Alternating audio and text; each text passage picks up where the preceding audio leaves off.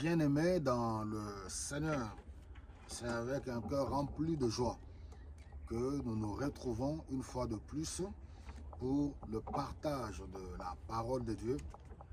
Et une fois de plus, paix dans vos maisons et que le Seigneur vous fasse du bien. J'ai eu à cœur de revenir sur un thème, sur un sujet important, sur un sujet que nous avons abordé la fois dernière. Et comme nous ne cesserons jamais de le dire, nous sommes appelés continuellement à nous exhorter, à nous encourager, à nous fortifier selon les recommandations de la parole de Dieu. Et la répétition est la mère de la science. Alors, les raisons qui me poussent à revenir sur ce message, c'est aussi par rapport à l'actualité. Oui, en tant qu'enfant de Dieu, en tant que serviteur de Dieu, oui, nous ne devons pas ignorer ce qui se passe autour de nous. Parce que nous vivons sur cette terre. Nous vivons en famille, nous vivons en communauté. Et Dieu peut nous parler d'une manière ou d'une autre. La raison qui me pousse à revenir sur ce message, comme je viens de le dire, c'est par rapport à l'actualité de la Coupe du Monde.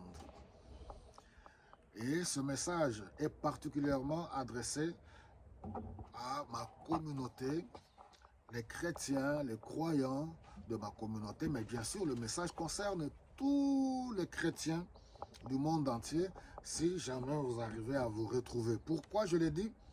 C'est le sujet sur les prophéties.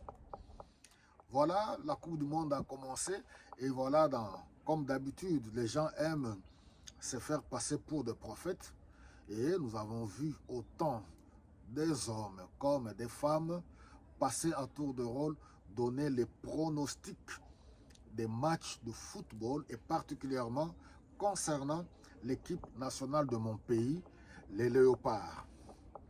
Et c'est ce qui me pousse à revenir une fois de plus parce que c'est un sujet que nous avons déjà abordé.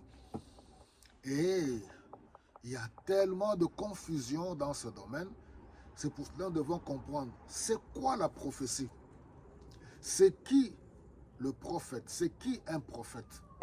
Et on ne peut pas aborder ce sujet sans se référer à l'Ancien Testament. Parce que c'est là que tout commence. La relation que Dieu avait établie avec son peuple Israël, Israël de l'Ancien Testament, selon le contexte biblique. La relation que Dieu avait avec les prophètes, l'appel. La relation, et c'était quoi les prophéties? En d'autres termes, les messages. Pourquoi Dieu appelait le prophète? Quel était le message que Dieu leur transmettait pour communiquer ou pour parler au peuple d'Israël? Et le pourquoi du choix d'Israël?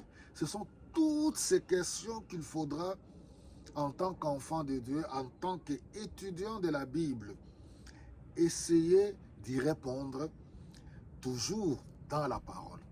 Et vous verrez qu'il y a plusieurs... Les textes bibliques, ce n'est pas des textes qu'il faut interpréter à la sauvette, comme si on mangeait des cacahuètes ou de pop-corn. Les textes bibliques, même les exégètes, c'est des personnes qui ont pris du temps à étudier, à entrer en profondeur pour étudier le contexte socio-culturel de l'époque, pour comprendre la pensée de Dieu et pour pouvoir les interpréter à notre époque. Voilà, j'ai voulu d'abord par cette première vidéo introduire, faire cette introduction pour comprendre le pourquoi Dieu avait choisi Israël, le pourquoi Dieu appelait un prophète. C'était quoi la prophétie, c'est-à-dire le message, que contenait le message que Dieu confiait à un prophète. Parce que nous voyons aujourd'hui, les gens se lèvent d'un bon matin, les gens aiment trop jouer, les chrétiens aiment trop jouer aux prophètes de l'Ancien Testament. Ils commencent à donner des scores de football.